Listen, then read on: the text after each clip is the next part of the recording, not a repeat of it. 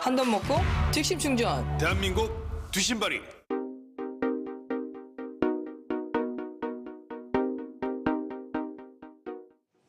여러분 안녕하십니까? 뉴스 플러스 시작합니다. 3월 26일 주요 뉴스입니다. 국제통화기금 IMF가 올해 한국의 경제 성장률을 2개월 전보다 0.5%포인트 높인 3.6%로 전망했습니다. IMF는 주요국 경기 회복에 따른 수출 투자 증가세와 추가 경정 예산안 등을 반영해 성장률을 상향 조정했다고 밝혔습니다. 코로나19 신규 확진자가 500명에 육박하며 35일 만에 가장 높은 수준을 나타냈습니다. 정부는 지금의 사회적 거리 두기 단계와 5인 이상 모임 금지 지침을 다음 달 11일까지 2주 더 연장하기로 했습니다.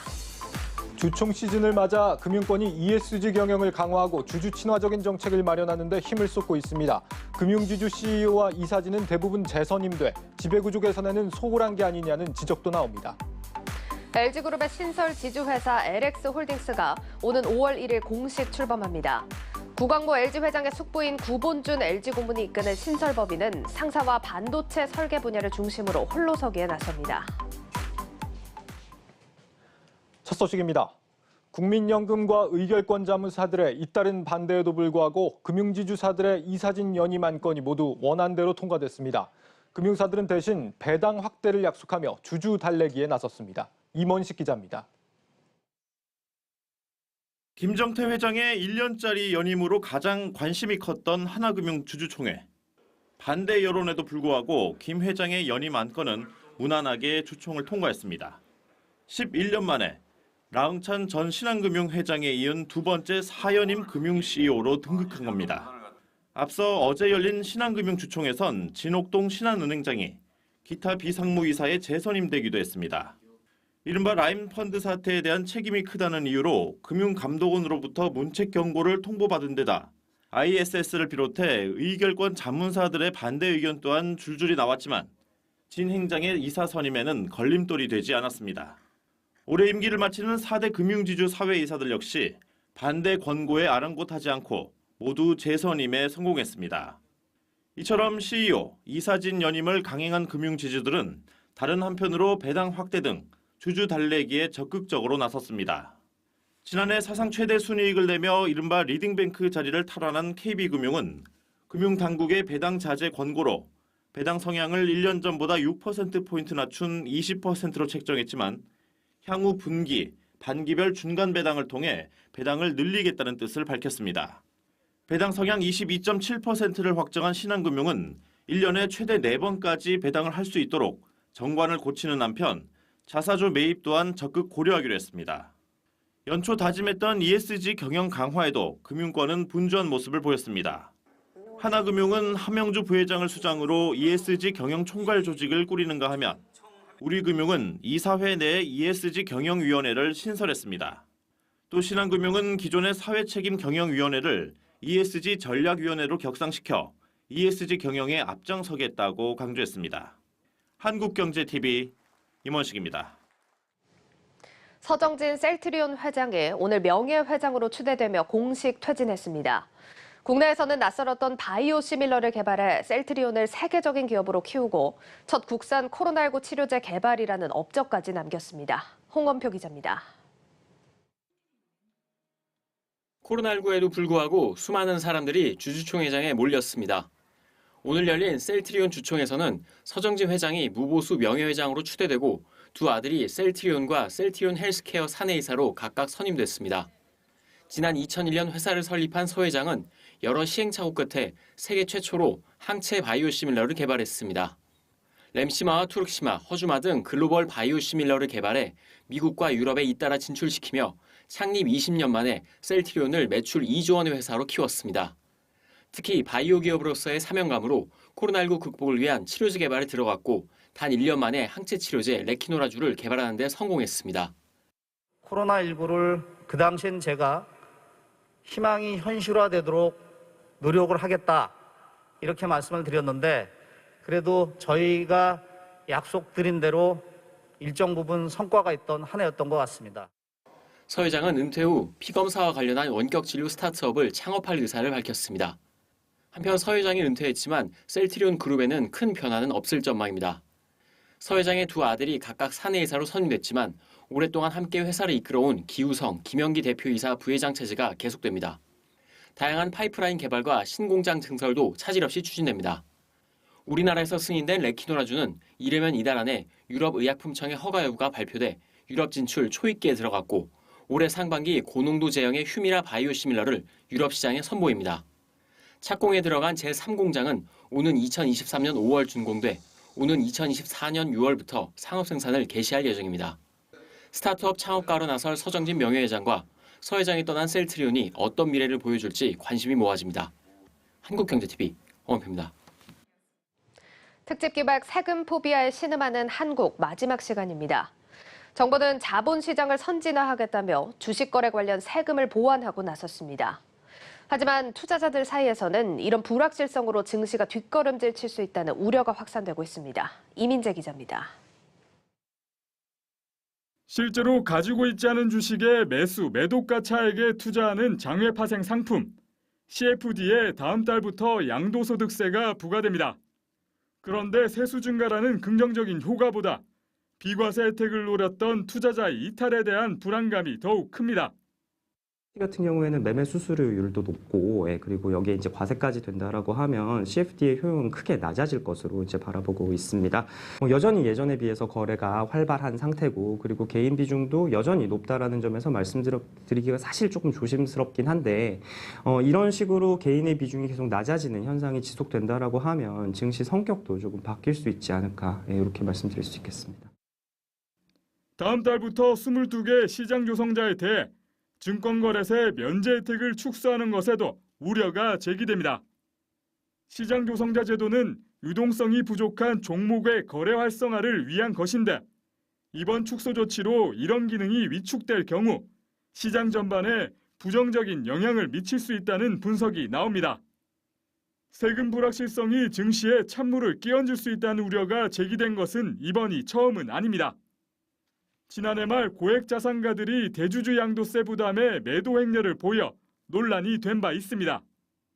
증권거래세 인하에 대한 의견 역시 분분합니다. 코스피 시장에서 올해 증권세율은 0.1%에서 0.08%로, 코스닥 시장에서는 0.25%에서 0.23%로 인하됐고 2023년에는 0%, 0.15%로 낮아집니다. 표면적으로는 세금이 감소하지만 2023년 양도세 전면과세를 고려하면 세부담은 줄지 않습니다. 또 이중과세 논란마저 불거집니다. 지난해 증권거래세 명목으로 거친 세금은 8조 8천억 원, 전년에 4조 5천억 원과 비교해 2배 늘었습니다. 연이은 추경에 세수가 부족한 정부 입장에서 거래세를 포기하기 어려운 이유입니다. 하지만 거래대금 증가에 일조한 개인 투자자들은 세금 부담이 증시 상승세에 찬물을 끼얹을까 걱정입니다. 작년에 그 동학개미 운동으로 개인 투자자 세금이 상당히 많이 거쳤는데 개인 투자자 보호라든지 증시 환경 개선을 위해서 좀 써주셨으면 좋겠고요. 전문가들은 증시 세제에 손을 댈 때는 신중하게 접근해야 한다며 손익통상 2월 공제 제도 등 장기 투자자 유인책도 같이 만들어야 한다고 입을 모읍니다. 금융위원회는 주식 장기 보유와 ISA 관련 세제 혜택 마련을 올해 주요 업무로 꼽았는데 시장의 기대를 충족시킬 수 있는 대안이 나올지 이목이 쏠립니다. 한국경제TV 이민재입니다.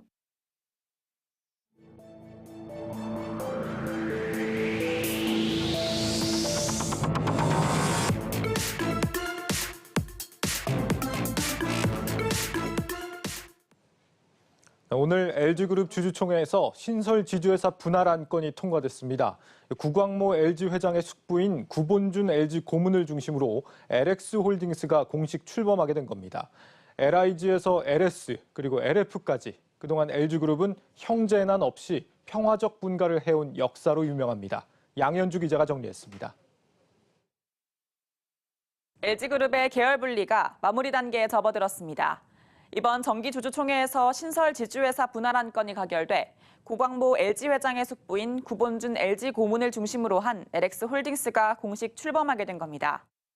LX홀딩스는 판토스를 포함한 LG 상사, LG 하우시스, LG MMA, 실리콘웍스 등 4개사를 자회사로 거느리게 됩니다. LG그룹의 계열 분리는 이번이 처음이 아니죠. LG그룹은 경영권 갈등을 사전에 차단하기 위해 그룹 회장은 장자가 맡고 다른 가족 일원들은 계열 분리로 독립하거나 경영 일선에서 물러난다는 원칙을 고수해왔습니다. LG그룹의 첫 계열 분리는 구광모 회장의 친부인 구본능 회장이 1996년 계열사였던 희성금속, 국제전선 등을 떼어내 희성그룹을 설립한 데서 출발합니다. 이후 1999년 구인의 LG그룹 창업주의 동생인 구철의 명예회장 자손들은 LG화재를 분리해 지금의 LIG를 만들었고 2003년엔 창업주의 다른 동생들인 구태회, 구평회, 구두회 씨가 전선과 금속 부문을 떼어내 LS그룹을 설립했습니다. 2006년에는 구자경 회장의 첫째 동생인 구자승 일가가 LG그룹 패션 사업 부문을 떼어내 LF로 독립했고 둘째 동생인 구자학 회장은 LG의 유통식품 서비스 부분을 갖고 나가 아워홈을 차렸습니다. 이번 계열 분리를 마지막으로 구광모 회장 중심의 4세대 경영체제에 돌입한 LG그룹은 앞으로 전기차 배터리와 자동차 전장 사업에 집중한다는 계획입니다. 한국경제TV 양현주입니다.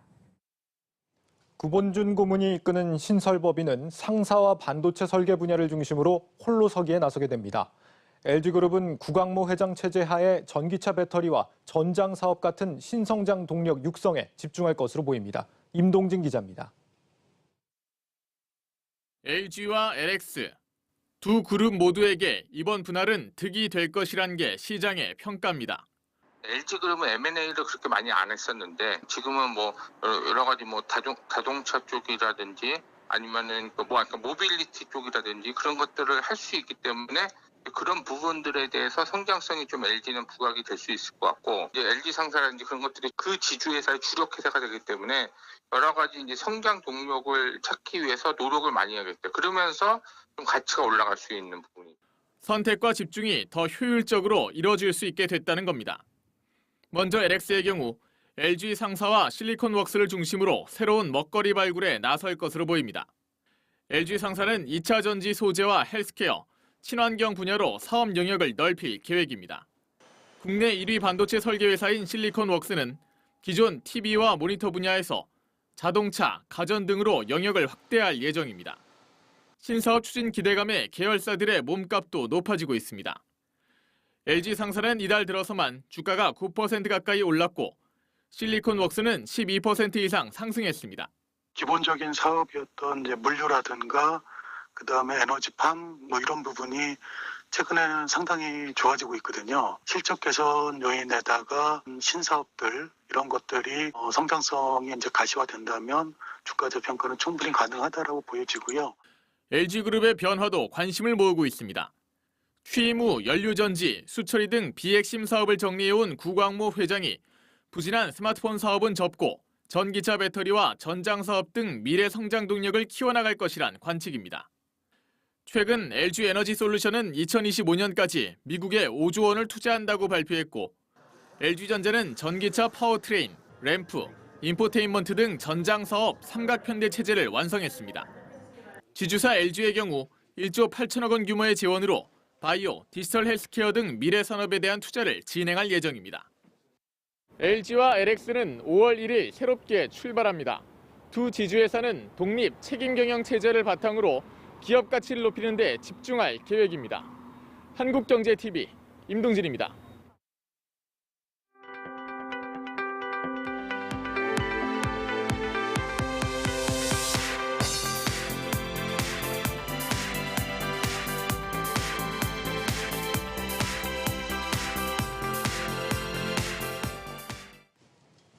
국제통화기금 IMF가 올해 한국의 경제 성장률 전망치를 2개월 전보다 0.5%포인트 높인 3.6%로 제시했습니다. IMF는 한국 정부와의 2021년 연례 협의 결과 보고서를 통해 주요국 경기 회복에 따른 수출 투자 증가세와 추가 경정 예산안 등을 반영해 성장률을 상향 조정했다고 밝혔습니다. 앞서 IMF는 세계 경제 전망 발표 당시 올해 우리나라 성장률 전망치를 3.1%로 제시한 바 있습니다. 코로나19 확산세가 이어지자 정부가 지금의 사회적 거리 두기 단계와 5인 이상 모임 금지 지침을 2주 연장하기로 했습니다. 정세균 국무총리는 오늘 오전 열린 중앙재난안전대책본부 회의에서 이 같은 안을 밝히고 추가적인 방역 조치도 시행하겠다고 밝혔습니다. 정 총리는 이어 다중이용시설 출입자 관리를 강화하고 유증상자를 빨리 찾아내도록 진단검사를 확대하겠다고 말했습니다. 삼성중공업이 파나마 지역 선주로부터 15,000TEU급 컨테이너선 20척을 총 2조 8천억 원에 수주했습니다. 이날 단일 선박건조 계약으로는 역대 세계 최대 규모입니다. 이로써 삼성중공업은 올해 들어 총 42척, 51억 달러를 수주하며 올해 목표 78억 달러의 65%를 달성하게 됐습니다. 한국경제TV는 오늘 오전 제22기 주주총회와 이사회를 열고 조주현 신임 대표이사를 선임했습니다. 이번 주총에서는 2020년 재무제표를 승인하고 보통주 한 주당 130원의 현금 배당을 의결했습니다. 조주현 한국경제TV 대표이사는 미디어 영역의 확장과 신사업을 위한 적극적인 투자를 하고 필요할 경우 M&A를 통한 콘텐츠 기업의 새로운 성장 모델을 제시하겠다고 말했습니다.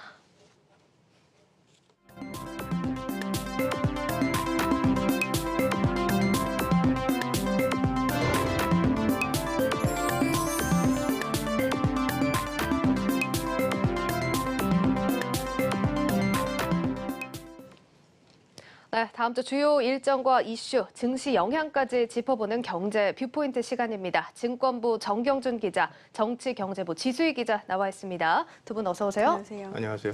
자, 벌써 금요일이 다가왔는데 이번 주 이렇게 돌아보면 특히나 날씨가 정말 따뜻했던 것 같아요. 네. 두 분은 어떻게 이렇게 따뜻한 날씨 즐기고 계셨어요? 어떠셨어요? 네, 뭐 개나리가 많이 폈더라고요. 근데 이제 벚꽃 축제를 못 가니까 그게 좀 아쉬운 것 같습니다. 여기 근처가 또 여의도인데 네. 저희가 즐기질 못해서 좀 아쉽습니다. 정경준 기자는 어떻게 잘 보내셨어요? 뭐 날씨도 따뜻하고 이런 봄 기온이 우리 주식시장에도 좀 빨리 와서 좀 이렇게 급등하는 그런 투자자들도 또 좋아하고 그런 분위기 장세가 좀 됐으면 좋겠습니다. 역시나 오늘도 좋은 말씀 해주셨습니다. 오늘 특히나 외인 기관 매수세가 들어오면서 시장이 좀 활기를 되찾았는데 다음 주에도 이어지길 바라겠습니다. 자, 그럼 첫 번째 소식도 바로 넘어가 볼 텐데 자, 첫 번째 소식부터 기분 좋은 소식은 아닙니다. 자, 저희가 지난주에 가계대출이 계속적으로 증가하고 있다 이런 소식을 전해드렸는데 이런 상황에서 금리 부담이 커지고 있다고요? 네, 그렇습니다. 다음 주 한국은행이 2월 금융기관 가중평균 금리를 발표를 하는데요. 지난해 기준 이 가계대출이 1,700조라는 네네. 이야기를 전해드렸었는데 금리도 오르고 있어서 이자 부담이 아주 커지고 있습니다. 지난 1월까지 자료만 봐도 이 가계대출 금리가 5개월 연속 상승했는데요. 2월까지 상승세가 이어졌을 가능성이 높은 상황입니다. 요즘은 이렇게 걱정되는 이슈들이 많아서 참 마음이 좋지는 않습니다. 자, 그래도 살펴보면 한은 기준금리가 현행 0.5%포인트에서 거의 지난달 중순부터 계속 동결이 되고 있는 상황입니다. 그런데 가계대출 금리가 계속해서 증가하고 있는 게 어디에 이렇게 연동이 되는 겁니까? 네, 그러니까 한국은행이 그 동결을 한 건 좀 오래됐는데요. 가계대출 금리 가운데서 이 주택담보대출 금리는 이 보금자리론 금리에 영향을 받는데 보금자리론은 장기 국고채 금리 연동이 됩니다. 우리나라 10년물 국고채 금리가 최근 2%를 넘어서는 등 상승세를 이어가고 있기 때문에 가계대출 금리 인상으로 이어지고 있는 건데요. 또 최근에 정부가 이 가계대출 관리를 좀 하겠다라고 하면서 은행들을 압박하고 있습니다. 따라서 이 은행들이 우대 금리 폭을 좀 줄이는 방식으로 금리를 조금씩 올리고 있습니다. 이 덕에 신용대출 증가세는 조금 주춤하는 모습을 보이고 있는데 주택담보대출을 중심으로 증가세가 계속 이어지고 있어서 금리도 좀 더 상승할 여지가 있는 상황입니다. 알겠습니다. 자, 잠시 오류가 있었던 게 지난달이라고 했는데 지난해 중순부터 계속 동결이 되고 있었다는 점 전해드리겠고요. 사실 이게 우려되는 이유 중에 하나가 주식도 그렇고 부동산도 그렇고 지금 영끌 B2 매매도 어마어마한 상황입니다. 사실 이렇게 보니까 자칫 잘못하면 심각한 상황으로 번질 수 있기 때문에 우려가 크거든요. 맞습니다. 어제 한국은행이 금융안정보고서를 냈습니다. 지난해 7월 이후에 기업과 또 가계가 채무 상환 부담이 얼마나 늘었는지를 분석한 자료인데요. 주택담보대출의 이자율은 0.06%포인트 상승을 했고요. 또 네. 신용대출의 경우에는 0.09%포인트 상승을 해서 총 이자는 4천억 원 정도 증가한 것으로 나타났습니다. 수치만 보면 한국은행은 아직까지 시장금리 상승이 가계나 기업에 이자 부담이 미치는 영향이 그렇게 크지는 않다라고 판단을 했는데 하지만 어제 브리핑에서 조금 지나치기 힘든 이야기가 나왔습니다. 가계뿐만 아니라 기업과 자영업자들의 채무 상환 능력이 이 통계에 잘 반영되고 있지 않아서 우려되는 상황이다라는 이야기인데요. 직접 한번 들어보시죠. 기업과 그 자영업자 등의 채무 상환 능력을 점검을 했는데 대부분의 지표가 악화되고 있는 것으로 나타나고 있습니다. 그럼에도 불구하고 이렇게 드러난 연체율 같은 경우에는 이렇게 낮은 수준을 유지하고 있는 것은 우리 한국은행의 금리 인하라든지 정부나 금융기관의 그 적극적인 금융 지원, 또 원리금 상환 유예 같은 그런 지원 조치들이 실제 신용 위험이 그대로 드러나는 것을 막고 있는 것이 아니냐. 그리고 이런 조치들이 항구적으로 지속될 수 없는 점을 감안을 할 때는 그런 그 실제 신용 위험과 그 드러난 지표들 간의 괴리가 중요하게 유의해야 될 사항이 아닌가 이렇게 생각을 하고 있습니다. 지금 살짝 말이 어려울 수도 있어서 이게 정부의 지원이나 각종 조치들로 인해서 실제 위험 수위는 훨씬 더 큰데 이게 가려져 있을 수 있다. 이런 얘기인 거죠. 맞습니다. 자, 그럼 조금 더 깊게 좀 살펴봐야 할 것 같은데 이게 대출이자의 미국 국채 금리가 또 영향을 미치고 있습니다. 자, 현재는 좀 안정세로 접어든 것 같긴 한데 이게 언제까지 지속될지도 모르겠고 아직까지 불안 요소들이 많지 않습니까? 예, 그렇습니다. 일단 뭐 정부 당국이나 우리 그 한국은행 입장에서는 이 각종 지원책들이 경기 회복이 빨라지면서 이제 걷어들일 때 그때 이제 충격파가 실물 경제에 미치지 않도록 뭐 지금 리스크 차원에서 점검하는 것 같은데요. 아무래도 이제 글로벌 전반 특히 이제 미국 국채 금리 상승이 이제 국내 금리에도 이제 영향을 미치는 그런 상황인데요. 제가 반대로 좀 질문을 하나 드려볼 텐데. 우리가 이제 소위 말하는 미 연준이 그 추가적으로 국채에 매입한다고 하지도 않았고 또 우리 시장에서 기대했던 뭐 OT라든지 YCC 이런 것들 얘기 나오지도 않았고요. 또 최근 같은 경우는 보완적 레버리지 비율 이거 이달 말에 원래대로 이제 종료하기로 했는데 시장 장기물 금리는 진정되면서 이렇게 떨어지는 추세를 보이고 있어요. 아무것도 하지 않았는데 시장 금리가 진정된다. 그리고 또 시장 금리가 이제 진정되면 반대로 주식이 올라와야 되는데 과거와 같은 큰 급등세는 지금 보이지 않고 있거든요. 이런 것들을 좀 어떻게 봐야 되나. 이 금리 외에 또 다른 새로운 불확실성을 시장이 반영하기 시작했다. 이런 해석이 가능한 대목으로 이제 풀이가 되는데요. 결론적으로 말씀드린다면 이제 그 유럽의 재봉쇄 조치가 이제 다시 이루어지고 있고요. 또 이제 미중 갈등 이런 것들이 이제 지정학적 리스크로 다시 불거지는 그런 상황이고요. 특히 하나 더 주목하셔 보셔야 될 거는 러시아나 터키, 브라질이 그 기준금리를 인상하고 있어요. 이 신흥국과 선진국 간의 성장 불균형이 이루어지면서 전반적으로 경기 회복 속도에 대한 우려감이 지금 커지고 있는 상황입니다. 이런 것들이 이제 국채 금리를 떨어뜨리는 이런 상황으로 벌어지고 있는데 이게 일시적으로 다시 이제 추가적으로 올라갈 거다 이렇게 보는 분위기가 우세한 건 사실인데요. 이런 것들이 리스크 요인이기 때문에 좀 집중해서 보셔야 될 것 같고요. 또 하나 더 말씀드리면 이제 미국이 증세 문제에 이제 들어가기 시작했어요. 이 증세 문제는 주식시장에 그다지 좋은 긍정적인 요인이 아니거든요. 그런 측면에서 봤을 때 앞으로 좀 불확실성은 좀 더 이어지겠다 이렇게 보시면 될 것 같습니다. 사실 증세 논의 이 부분도 좀 얘기를 들어봐야 하는 게 지금 바이든 행정부의 추가 부양책 자금 조달용 증세다 이렇게 좀 얘기가 나오고 있습니다. 시장에서는 뭐 말씀해 주셨듯이 그렇게 긍정적인 측면은 아닌 것 같거든요. 네, 맞습니다. 사실 그동안 이제 이 대규모 부양책을 하면서 이제 재원을 조달을 해야 되는데 재원을 조달하려고 대규모 국채를 발행하다 보니까 시장 금리를 밀어올리는 그런 현상이 있었습니다.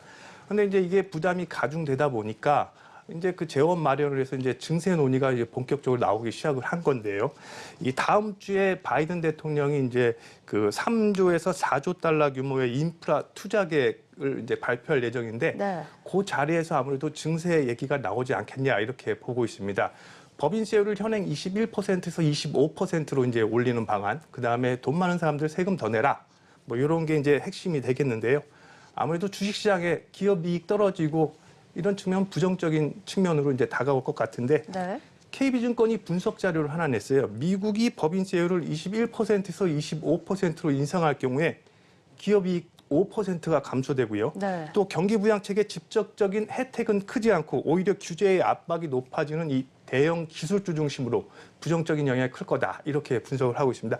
아무래도 지금 금융장세에서 실적장세로 넘어가는 이 와중에서 증세 문제가 논의되고 있다는 것 자체는 기업이익, 기업 실적에 영향을 줄 수 있다는 측면에서 주식시장에 아무래도 이제 부정적인 요인이 되겠죠.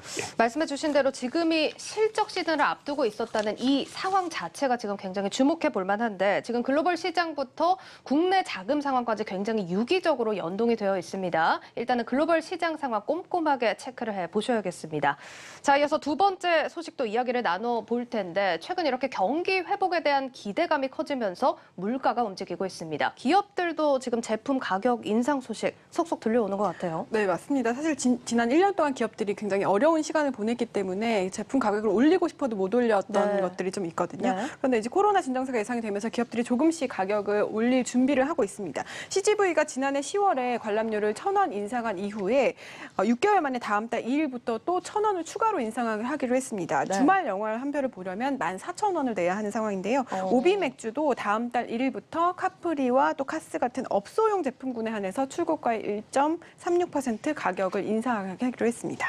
지금 뭐 말씀해주신 기업들이 또 점유율이 있는 회사들이기 때문에 이 회사들이 가격을 올린다면 이게 업계 전반의 분위기가 되지 않겠습니까? 네, 그렇습니다. 이 업계 주도 기업이 가격을 올리면은 다른 기업들도 가격 인상에 동참을 하게 되는 건데요. 네네. 실제로 지난해 CGV가 가격을 올리면서 메가박스와 롯데시네마도 가격을 올렸고요. 그리고 이번에 오비맥주가 가격을 올리게 되면 하이트진로나 롯데칠성음료 같은 맥주업계의 줄 인상이 이어질 전망입니다. 그러니까 문제는 이 가격 인상이 단지 이 두 업계만의 일이 아니라는 점인데요. 이 제품 가격 인상에 소비 폭발이 더해질 경우에는 인플레이션도 우려되는 상황입니다. 전문가의 이야기를 한번 들어보시겠습니다. 기업들 같은 경우에는 굉장히 어려운 지금 1년을 거쳤기 때문에 기업들의 수익을 확보하기 위해서 지난 1년 동안 소비만 억제됐던 게 아니라 가격 인상 같은 것들이 굉장히 지금 억제되어 있는 상황이거든요. 재무적인 상황을 탈출하기 위해서는 또 가격을 인상을 하려고 하는 또 유혹이 빠지기 쉽고요. 어떤 이런 다양한 어떤 문제들이 코로나19 이후에 벌어질 텐데 이런 인플레이션 압력이 조기에 가시화될 수가 있고. 자, 사실 경기 회복세가 반갑긴 한데 인플레이션 우려도 커지고 있는 상황이고 사실 기업 실적 시즌까지 겹치면서 많은 것들을 살펴봐야 하는 시기가 됐습니다. 뭐 말씀해 주셨듯이 1분기 실적 시즌이 지금 시작이 되고 있습니다. 증시 분위기는 어떻습니까? 네, 맞습니다. 저희가 상장사 191곳의 이제 1분기 실적을 저희 FN 가이드랑 같이 이제 실적을 추정치를 이제 봤는데요. 네. 지난해 같은 기간과 비교해서 영업이익은 한 82% 증가하는 것으로 나타났고요. 한 달 전 추정치와 비교했을 때도 이제 지속적으로 이제 상향 조정되는 그런 추세를 보이고 있습니다. 이 경기 회복 기대감과 맞물려서 기업 실적도 괜찮아질 거다, 개선될 거다라는 기대감이 이제 시장에 일고 있는데요. 네. 다만 체크해서 보셔야 할 때 부분들이 있는데요. 바로 앞서서 이제 그 물가 가격 인상이라든지 이런 요인들과 감안해가지고 최근 보면 시장 금리 급등에 따른 이자 부담 요인들이 기업들한테는 분명히 있을 거고요. 그다음에 이제 유가, 국제 유가라든지 이런 원자재 가격 상승분 이런 것들을 어떻게 비용 전가하느냐 이런 문제가 있는데요. 그런 것들이 실적에 어떻게 잘 반영되면서 지속적으로 우상하는 실적 개선세를 만들어낼 수 있느냐. 이 부분을 이제 이번 실적 시즌에 체크해서 보셔야 될 것 같습니다. 예. 뭐 지금 리포트를 보더라도 역대급 실적을 기록할 거다 이런 예측이 나오는 기업들이 많이 나오고 있습니다. 이번 실적 시즌 잘 살펴보셔야겠습니다. 자, 그럼 마지막으로 다음 주에도 또 주목해서 봐야 할 일정들이 많죠. 예, 맞습니다. 뭐 실적 얘기가 나왔으니까요. 예상하기로는 저기 4월 6일이죠. 4월 6일 삼성전자 잠정 실적 발표를 시작으로요. 국내 증시가 본격적인 이제 1분기 어닝 시즌에 들어갑니다. 네. 그간 유동성, 시중에 어마어마하게 풀린 돈, 유동성 중심의 금융 장세에서 이제 실적 장세로 이 국면 전환이 될지 이 주목해서 보셔야 될 것 같습니다. 과거 유동성, 지금 유동성 장세 같은 경우는 무차별적으로 다 오르는 그런 시장이었거든요. 근데 이제 실적 장세로 들어가면 아무래도 실적이 개선되는 대형 우량주 중심으로 이제 투자 전략도 조금 세심하게 짜셔야 될 것 같고요. 또 주 중반에는 앞서 말씀드린 것처럼 미국 추가 부양책의 구체적인 윤곽이 나올 예정입니다.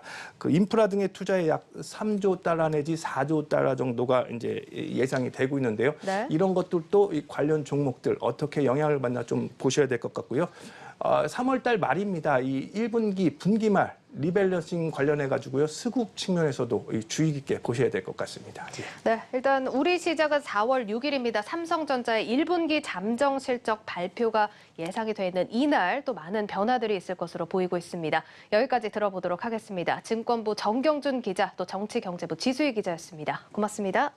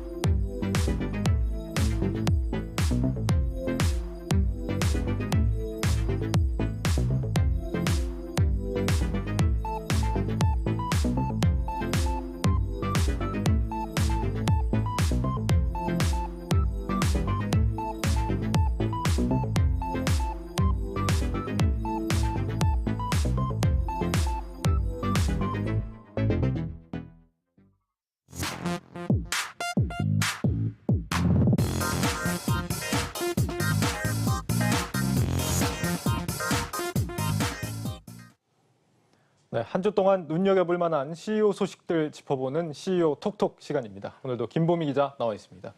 김 기자, 매번 굉장히 깊이 있는 분석으로 CEO들에 대한 소식들 전해주고 있는데 오늘은 어떤 소식 준비했는지 한번 들어보겠습니다. 첫 번째 CEO 살펴볼까요? 네, 첫 번째는 신동빈 롯데그룹 회장 소식입니다. 네. 올해 초 사장단 회의에서였죠. 신 회장은 계속 정체돼 있는 롯데그룹에 대해서 강하게 질책하며 변화를 주문했었는데요. 최근 들어서 신 회장의 고강도 쇄신안이 하나둘씩 윤곽을 드러내는 모습입니다. 예, 신동빈 회장, 연초까지만 해도 아버지가 그립다 뭐 이런 표현을 하면서 굉장히 좀 수심이 깊었던 모습이었는데 이젠 다시 좀 기지개를 펴는 모습인가 봅니다. 어떤 소식입니까? 네, 우선 롯데쇼핑 같은 경우에는 온라인 중고거래 업체 이 중고나라를 인수하기로 했습니다. 네. 업계에서는 이번 인수로 롯데가 여러 계열사들과 시너지를 만들어낼 수 있을 것이란 기대를 하고 있는데요. 예를 들어서 이 중고나라에 한정판 제품이 올라와 있다면 그런 희소성 있는 제품들만 따로 모아서 롯데 백화점이나 롯데마트에서 선보인다든지 아니면 중고나라에서 비대면으로 거래할 때 롯데 글로벌 로지스 택배 회사를 활용한다든지 등등이 대표적으로 거론이 됩니다.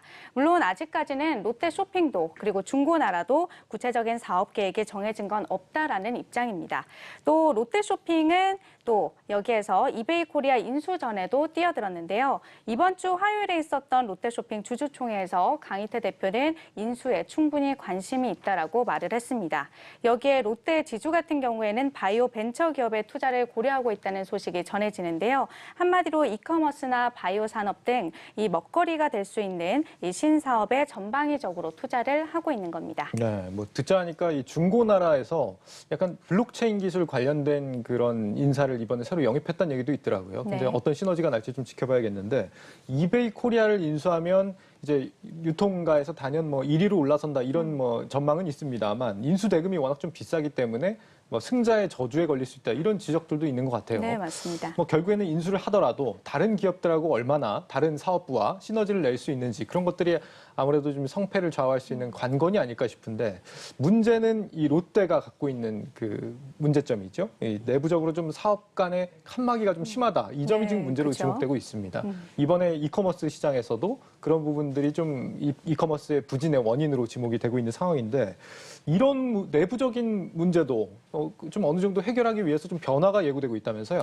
네, 맞습니다. 이게 지난달 조영재 롯데쇼핑 이커머스 사업부장이 사임할 때 상무급 임원 2명이 함께 사임을 했는데요. 이커머스 사업부 상무급 임원 이상, 임원 5명 중 절반 이상을 3월 정기 임원 인사 3개월 만에 사실상 경질을 한 겁니다. 네. 쿠팡이나 마켓컬리 등과 같은 온라인 쇼핑 시장이 급속도로 성장을 할 때 롯데온이 부진을 면치 못한 데 따른 조치라는 해석이 나오는데요. 신동빈 회장이 올해 초 사장단 회의에서 최고 경영자부터 달라진 모습으로 사업 혁신을 추진해달라. 이 나부터 롯데 변화의 선두에 서겠다라고 강조한 바 있습니다. 신 회장의 그때 그 말의 무게가 결코 가볍진 않았던 겁니다. 이를 놓고 그룹 내부에서는 언제든 실적 부진의 책임을 물을 수 있다는 메시지를 준 것이라면서 이 다소 충격적이다라는 반응이 나오고 있는 상황입니다. 한마디로 철퇴를 휘두른 거네요. 이 석 달 만의 경질이라고 한다면 충격이 상당했을 것 같습니다. 네, 맞습니다. 그런데 문제는 또 여기에서 끝나지가 않습니다. 조영재 이커머스 사업부장 후임으로 나영호 이베이 코리아 전략기획 본부장을 영입하기로 했는데요. 예. 이 대표급 인사의 외부 수혈은 사실상 롯데 내부에서는 처음 있는 일입니다. 또 그동안 롯데가 이 리스크를 지고 다양한 시도를 통해서 산업 트렌드를 이끌어 나가는 1등 기업 전략보다는 검증된 길만 안전하게 걸어나가는 후발주자로서의 좀 모습을 더 지향해 왔던 만큼 이번 움직임은 상당히 큰 변화로 보입니다.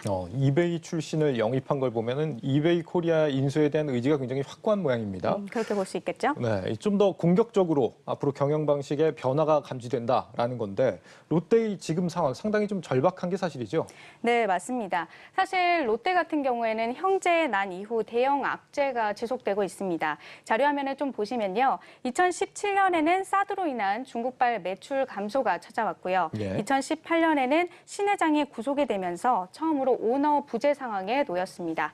그리고 2019년에는 반일 불매운동으로 또 지난해에는 코로나19로 매출에 타격을 입었죠. 다사다난했네요. 네, 맞습니다. 때문에 이 지난해 그룹 양대 핵심 축인 유통과 화학 모두 휘청이는 모습을 좀 보였는데요. 특히 롯데쇼핑 같은 경우에는 백화점과 또 시네마 부진에 힘입어서 시네마 부진 때문에 영업이익이 전년 대비 19%가량 떨어졌습니다. 네, 요즘 뭐 형제인한 문제를 겪고 있는 기업들 몇 군데 좀 떠오르는 곳들이 있는데 그렇게 뭐 경영 면에서 결과적으로 좋았던 적은 없었던 것 같습니다.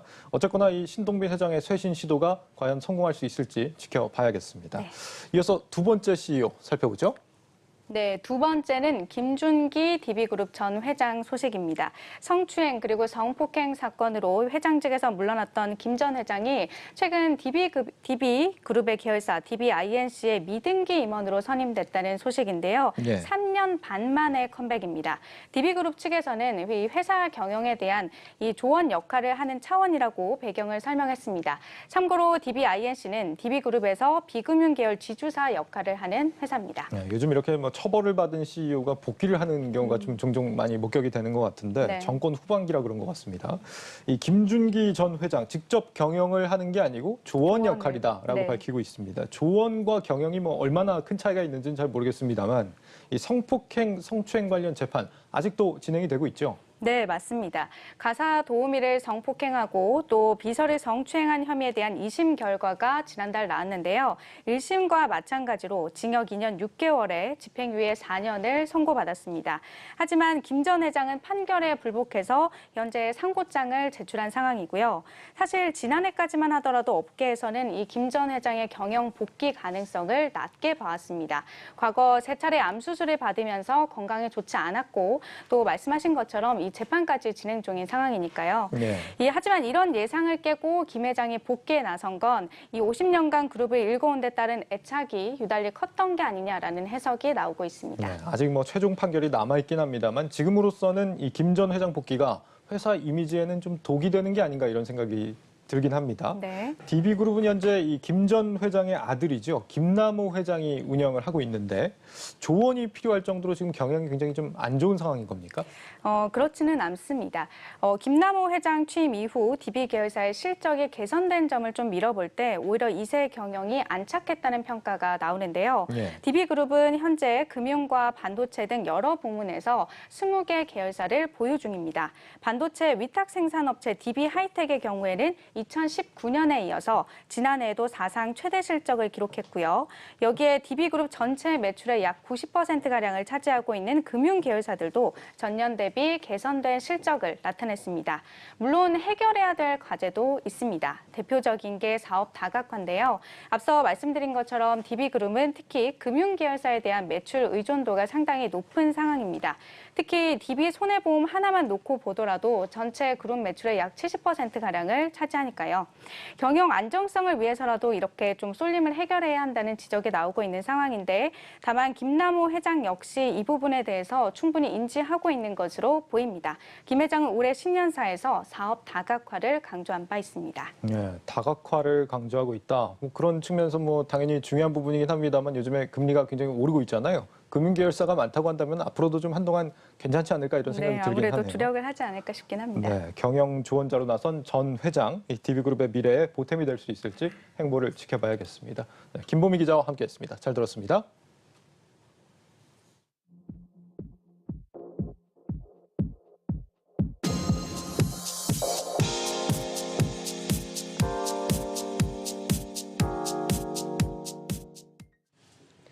놓치면 아쉬운 글로벌 뉴스입니다. 단골 손님 테크노킹 소식부터 살펴보죠. 테슬라의 일론 머스크가 차값으로 받은 비트코인을 팔지 않고 계속 보유할 것이라고 밝혔습니다. 테슬라는 지난 24일 미국에서 비트코인을 받고 자동차를 팔기 시작했는데요.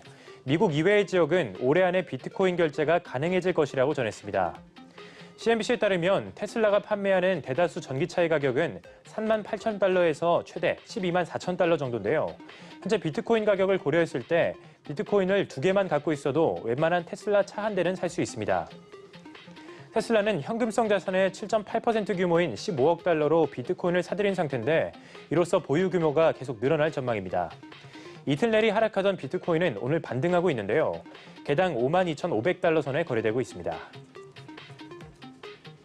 다음 소식입니다.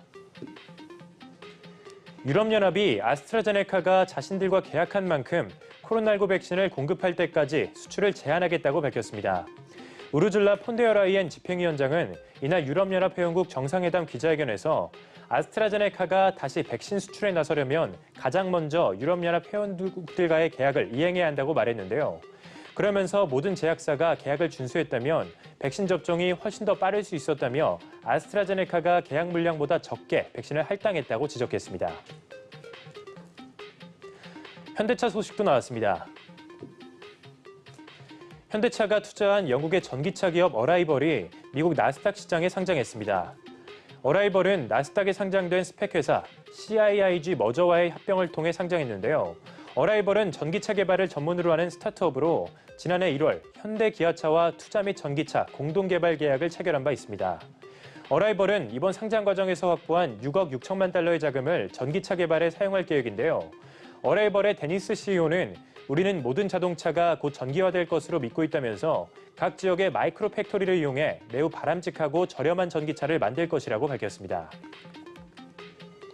마지막 뉴스입니다.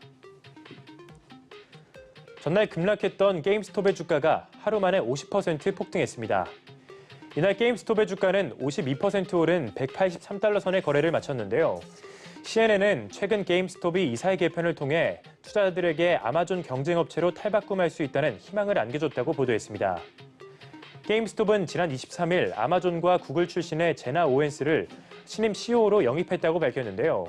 이번 인사를 두고 평범한 체인점인 게임스톱을 아마존처럼 혁신 기업으로 바꾸겠다는 이사회의 야심찬 의도가 담겼다는 그런 평가가 나왔습니다.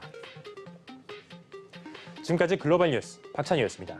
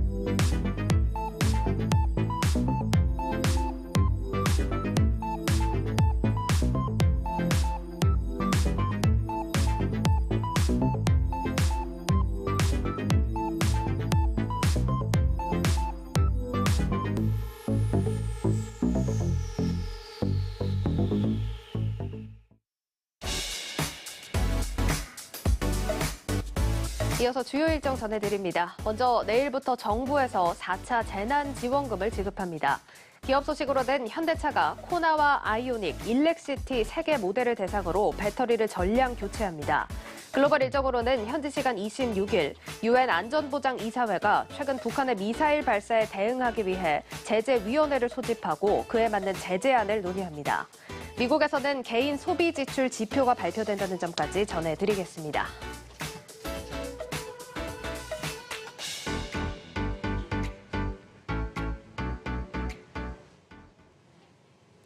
서울시장 후보 여론조사에 20대 여당 후보 지지율이 다른 연령대보다 현저하게 낮다는 보도가 눈길을 끌고 있습니다. 최근 불거진 부동산과 공정에 대한 문제가 특히나 젊은 세대에게 큰 고통을 안기고 있다는 점을 알게 해주는 대목입니다. 공직자 땅 투기 근절 대책이 다음 주 초 공개됩니다. 이 공급 대책도 더 속도를 낼 걸로 보입니다. 정치와 선거를 떠나 이 자라나는 세대가 더는 희망을 잃지 않도록 진정성 있는 대안들이 나와주기 바랍니다. 오늘 준비한 소식은 여기까지입니다. 여러분 고맙습니다.